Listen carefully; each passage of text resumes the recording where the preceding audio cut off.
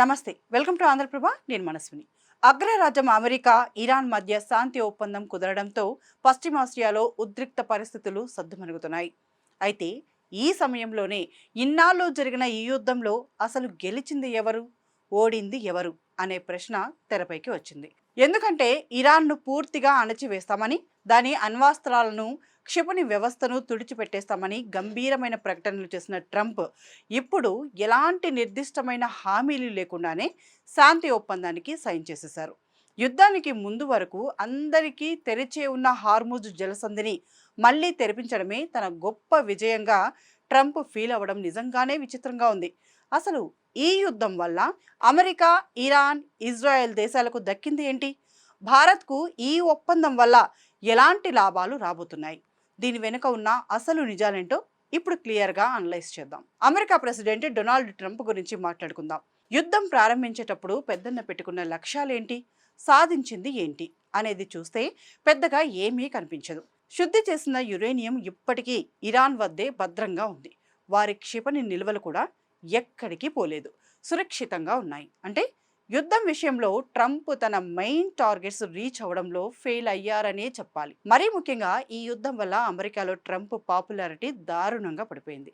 మే చివరి వారంలో వచ్చిన ఒక సర్వే రిపోర్ట్ చూస్తే దాదాపు 60% మంది అమెరికన్లు ఈ యుద్ధాన్ని తీవ్రంగా వ్యతిరేకించారు.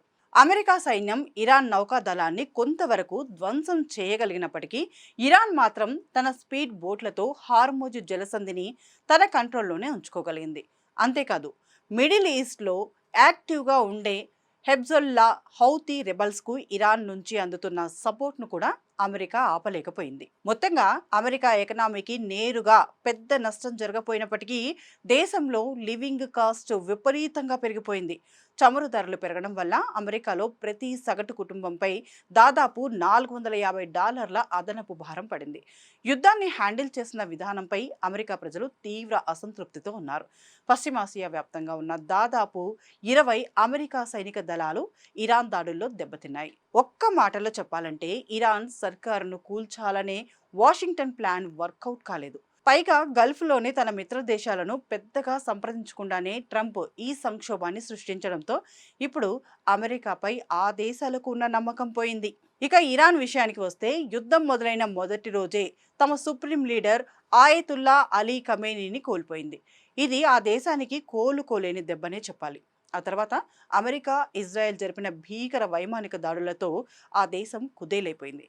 నౌకాదళం చాలా వరకు ధ్వంసమైంది. ఖమేనీతో పాటు ఎంతో మంది సీనియర్ లీడర్స్ ప్రాణాలు కోల్పోయారు. ఇప్పటికే అంతంత మాత్రంగా ఉన్న ఇరాన్ ఎకనామీ ఈ యుద్ధం దెబ్బకు పూర్తిగా పతనమైపోయింది.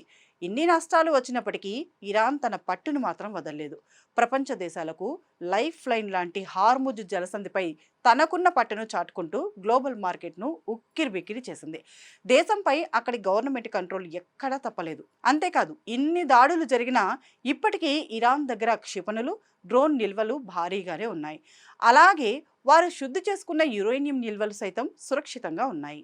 ఇక ఇజ్రాయెల్ పరిస్థితి అయితే మరీ ఘోరం. అమెరికా, ఇజ్రాయెల్ కలిసి యుద్ధాన్ని స్టార్ట్ చేస్తే ఇప్పుడు ఇజ్రాయెల్ను పక్కన పెట్టేసి అమెరికా ఒంటరిగా శాంతి ఒప్పందం చేసుకుంటుంది. ఈ ప్రస్తుత ఒప్పందం ఇజ్రాయెల్ ఆందోళనలను ఏ మాత్రం తగ్గించేలా లేదు. ఇరాన్ దగ్గర ఇంకా బాలిస్టిక్ క్షిపణులు, యురేనియం నిల్వలు అలాగే ఉండడంతో తమ దేశ భద్రతకు ముప్పు తొలగిపోలేదని ఇజ్రాయేలీలు భావిస్తున్నారు. ఇరాన్లో ప్రభుత్వం మారుతుందని ఆశించిన ఇజ్రాయెల్కు తీవ్ర నిరాశే మిగిలింది. తాము వద్దని మొత్తుకుంటున్నా వినకుండా అమెరికా, ఇజ్రాయెల్ ఈ యుద్ధానికి దిగడం గల్ఫ్ దేశాలను షాక్ కు గురిచేసింది. ఇరాన్ తిప్పికొడుతూ చేసిన ప్రతీకార దాడుల వల్ల ఇవి ఇబ్బంది పడ్డాయి. ముఖ్యంగా డ్రోన్లు, క్షిపణి దాడులతో యుఏఈ ఎక్కువగా నష్టపోయింది. హార్ముజ్ జలసంధిపైన ఆధారపడడం ఎంత నష్టదాయకమో గల్ఫ్ దేశాలకు ఇప్పుడు అర్థమైంది. అందుకే ఇకపై బిజినెస్ కోసం ప్రత్యామ్నాయ మార్గాల ద్వారా ఇంధన రవాణా చేయడంపై అవి ఫోకస్ పెడుతున్నాయి. ఇదిలా ఉంచితే అమెరికా, ఇరాన్ మధ్య శాంతి ఒప్పందం వల్ల మన భారత్కు చాలా పెద్ద రిలీఫ్ దొరికిందని చెప్పాలి. హార్ముజ్ జలసంధి మూతపడడంతో అంతర్జాతీయంగా క్రూడ్ ఆయిల్ ధరలు పెరిగి మన దేశం ఆయిల్ ఇంపోర్ట్స్ కోసం చేసే ఖర్చు దాదాపు రెట్టింపైంది. లోకల్ మార్కెట్లో వంట గ్యాస్ ధరలు పెరిగాయి. రూపాయి వాల్యూ రికార్డు స్థాయిలో పడిపోయింది. ఇప్పుడు ఒప్పందం కుదిరింది కాబట్టి మార్కెట్లోకి చమురు సరఫరా మళ్ళీ పెరుగుతుంది. మనం తక్కువ ధరకే కొనుగోలు చేయొచ్చు. దీనివల్ల ఇండియాపై దిగుమతుల భారం తగ్గి దేశంలో ఇంధన ధరలు తగ్గుతాయి. ముఖ్యంగా వాహనదారులకు ఇది పెద్ద ఊరట. కంపెనీలకు షిప్పింగ్, ఇన్సూరెన్స్ ఖర్చులు తగ్గి మన ఎకనామీకి చాలా మేలు జరుగుతుంది. ప్రస్తుతం వినడానికి బాగానే ఉంది, కానీ ఇది ఫలితాల్లో కనిపించాలంటే మాత్రం కాస్త సమయం పడుతుంది. ఎందుకంటే పరిస్థితులు నార్మల్ అయ్యి యుద్ధానికి ముందున్న స్థాయిలో చమురు సప్లై జరగడానికి కొన్ని నెలల టైం పడుతుంది. యుద్ధం వల్ల పశ్చిమాసియాలోని కొన్ని కంపెనీలు నిల్వ సామర్థ్యం క్షీణించి చమురును వెలికితీతను పూర్తిగా ఆపేశాయి. ఈ ప్రాసెస్ మళ్ళీ స్టార్ట్ చేయడం అంత ఈజీ కాదు. హార్మాజ్ లో జామ్ అయిన నౌకలు బయటకొచ్చి కొత్త ట్యాంకర్లలో ఇంధనం లోడ్ అయ్యి మార్కెట్లకు వస్తేనే ధరలు తగ్గుతాయనేది విశ్లేషకుల అంచనా. చివరగా ఈ శాంతి ఒప్పందంలో ఇరాన్ తన పంతాన్ని నెగ్గించుకుందనే చెప్పాలి. ఈ విషయం ఒప్పందంలోని నిబంధనలు చూస్తే అర్థమవుతుంది. ఈ ఒప్పందం ప్రకారం లెబనాన్ సహా ఇరాన్ మిత్రపక్షాలపై అమెరికా, ఇజ్రాయెల్ వెంటనే యుద్ధం ఆపేయాలి. ఇరాన్ ఇంటర్నల్ విషయాల్లో అమెరికా జోక్యం చేసుకోకూడదు. ఆ దేశ సార్వభౌమాధికారాన్ని గౌరవించాలి. అలాగే అమెరికా తన నౌకాదళ దిగ్బంధాన్ని 30 రోజుల్లో పూర్తిగా తీసేయాలి. ఇరాన్ చుట్టుపక్కల ప్రాంతాల నుంచి అమెరికా తన దళాలను వెనక్కి తీసుకోవాలి. ఇరాన్ అరేంజ్మెంట్స్ ప్రకారంలో హార్ముజ్ జలసంధిని 30 రోజుల్లో పూర్తిగా తెరవాల్సి ఉంటుంది. ఇరాన్ పై ఉన్న ఆయిల్ శాంక్షన్స్ అన్ని తొలగించి పెట్రోకెమికల్ ప్రొడక్ట్స్ ద్వారా వచ్చే ఇన్కమ్ అంతా ఇరాన్కి అందేలా చూడాలి. ఇరాన్ రీకన్స్ట్రక్షన్ కోసం అమెరికా, దాని మిత్ర దేశాలు ఏకంగా $300 బిలియన్ ప్లాన్ను సబ్మిట్ చేయాలి.